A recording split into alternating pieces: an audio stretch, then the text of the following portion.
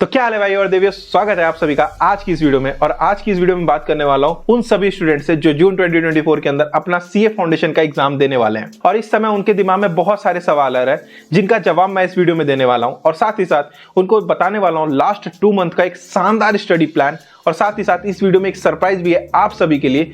और उस सरप्राइज को जानने के लिए आपको इस वीडियो को एंड तक देखना है। तो चलो शुरू करते हैं। तो देखो, मैं आप सभी से एक बहुत ही ज्यादा इंपॉर्टेंट बात करना चाहता हूं। लगभग 93% व्यूअर्स जो हमारी वीडियोस को पसंद करते हैं वो चैनल को सब्सक्राइब करना भूल जाते हैं।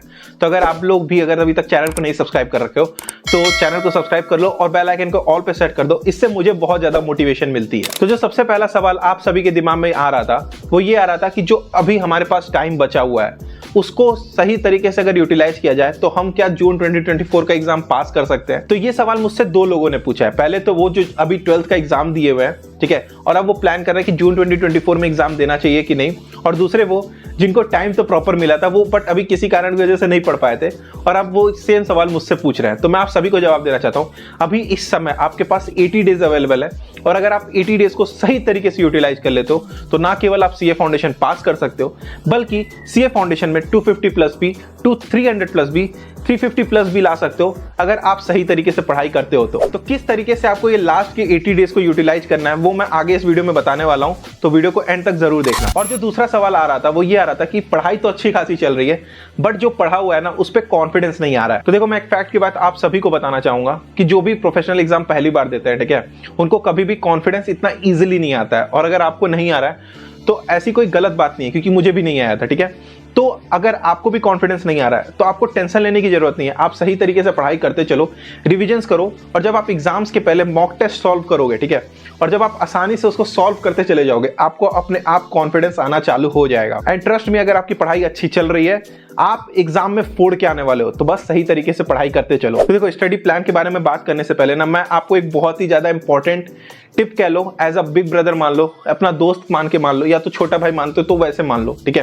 मैं आप सभी को एक चीज बोलना चाहता हूं कि अब जो टाइम आपके पास बचा है, अगर अभी तक आपने कुछ भी नहीं पढ़ा, जो भी गलतियां हुई हैं, मान लो नहीं भी हुई है बट अभी तक आपने कुछ भी नहीं पढ़ रखा है या थोड़ा बहुत पढ़ा भी है, तो अभी जो आपके पास समय बचा हुआ है लास्ट 80 डेज, अगर आप इसको सही तरीके से यूटिलाइज करते हो तो अभी तक कुछ भी नहीं बिगड़ा है, ठीक है। इसको यूटिलाइज करो और आप सीए फाउंडेशन का एग्जाम पास कर जाओगे और सीए एंटर में आ जाओगे। और अगर अभी भी आप मेहनत नहीं करना चाहते हो, मैं आपसे सच बोलना चाहता हूँ, सीए एग्जाम इतना ईजी नहीं है, ठीक है। तो सीए फाउंडेशन में अगर आप मेहनत करते हो प्रॉपर तरीके से तो आपको एक आदत पड़ जाएगी, क्योंकि इंटर में आने के बाद आपको मेहनत करनी पड़ेगी, आर्टिकलशिप में आपको मेहनत करनी पड़ेगी, सीए फाइनल में आपको मेहनत करनी पड़ेगी। तो आदत आपको सीए फाउंडेशन से बनाना पड़ेगा मेहनत करने की। तो चलो बात कर लेते हैं लास्ट 80 डेज की स्टडी प्लान के बारे में। तो देखो, मैं जब भी आपको प्लान बताता हूं, जो मैं पिछली 3 मंथ्स की भी प्लान बताया था उसके अंदर भी मैंने आपको एक चीज बोला था कि आप लास्ट के 20 दिन को तो छोड़ दो। 20 दिन किस लिए? हो सकता है किसी समय आप सही से नहीं पढ़ पाओ या फिर आपके मॉक टेस्ट आरटीपी सॉल्व करने के लिए भी वो 20 दिन आप किनारे कर दो, ठीक है। मतलब आपके पास अभी बचे हैं 60 दिन, इसके अंदर आपको पढ़ना है, रिविजन्स करना है। अब मैं आपको एक चीज बताना चाहता हूं, जब आप पढ़ाई कर रहे हो, ठीक है, तो आप इसको 2 पार्ट में बांटो, 40 दिन और 20 दिन। 40 दिन के अंदर आपको कुछ भी करके सीए फाउंडेशन का सिलेबस कंप्लीट करना है और कंप्लीट करते वक्त ही आपके कम से कम 2 रिविजन्स हो जाने चाहिए। अब आपको लग रहा होगा कि प्रिपरेशन भी करनी है, रिविजन्स भी करना है, ये कैसे पॉसिबल है? देखो, पॉसिबल बहुत ईजी है। जब आप पढ़ रहे हो, ठीक है, जब आप पहली बार पढ़ रहे हो तो आपकी फर्स्ट रीडिंग हो गई, आप नेक्स्ट डे उसको रिवाइज कर लो, आपका फर्स्ट रिवीजन हो गया, ठीक है। और उसके 1 हफ्ते बाद आप सेकंड रिवीजन कर लो उसी सेम टॉपिक का। तो ऐसे करके आपके 2 रिवीजन उस 40 दिन के अंदर हो गए और आपका जो थर्ड रिवीजन होगा, जो आप 20 दिन बचा के रखे हो, उसके अंदर कर सकते हो सकता है आप 40 दिन के अंदर सही तरीके से पढ़ ना पाओ, ठीक है। तो आपको क्या करना है? कुछ नहीं करना है, वो 40 डेज को 45 कर लो या 50 कर लो, ठीक है। बट आपको फिर ये चीज ध्यान रखना चाहिए कि आपके पास रिवीजन का वो दिन कम हो जाएगा, आपको उस 20 डेज को नहीं छेड़ना है, क्योंकि उस 20 डेज के अंदर आप आरटीपीज एमटीपी सॉल्व करोगे तो वो उसको किनारे ही छोड़ के रखो। अब जब आप प्रिपरेशन कर रहे हो तो आपको दिमाग में ये रखना चाहिए कि आपके चारों सब्जेक्ट तो स्ट्रांग नहीं हो सकते हैं, ठीक है। तो आपको स्ट्रांग बनाने पड़ेंगे अपने कोई भी 2 सब्जेक्ट को। अगर आप प्रैक्टिकल में अच्छे हो तो आपको अकाउंट्स एंड मैथ्स अच्छे हो सकते हैं, ठीक है। और अगर आप थ्योरी में अच्छे हो तो आप लॉ या इकोनॉमिक्स को स्ट्रांग बना लो। जब आप इन सब्जेक्ट को 2 सब्जेक्ट को स्ट्रांग बनाओगे ना तो ये आपकी हेल्प करेंगे एग्रीगेट मेंटेन करने में, क्योंकि कई बार क्या होता है आप इंडिविजुअली पास कर जाते हो बट एग्रीगेट मेंटेन नहीं हो पाता है, ठीक है।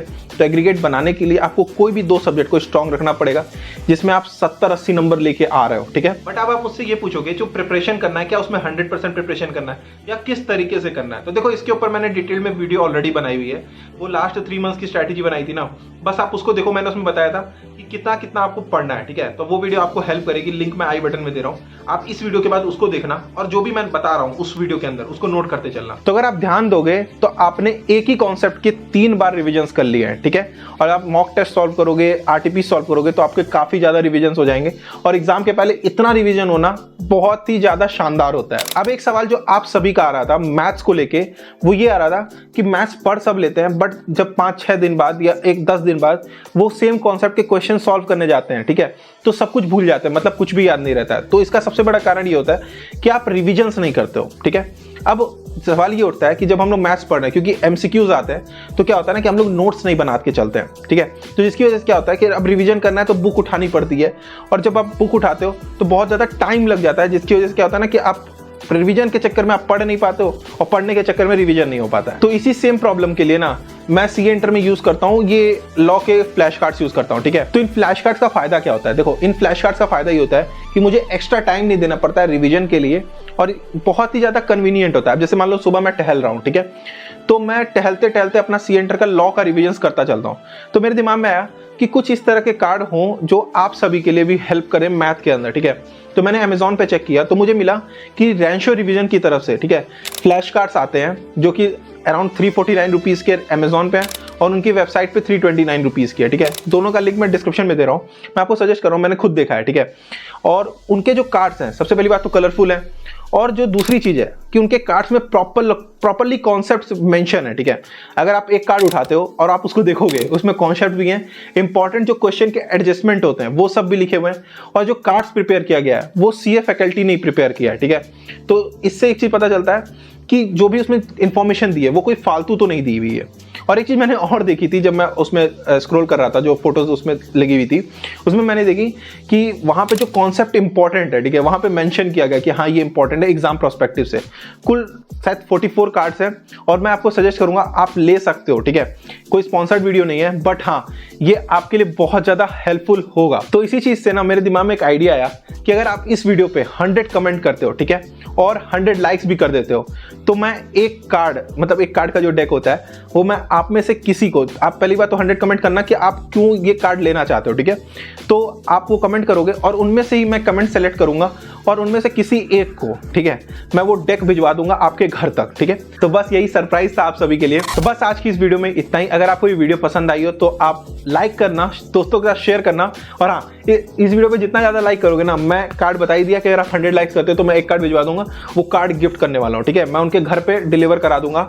कमेंट करोगे तो उन्हीं कमेंट्स में से मुझे पिक करना है, ठीक है। तो कमेंट करना जरूरी है, 100 कमेंट्स तो होने ही चाहिए इस वीडियो पे।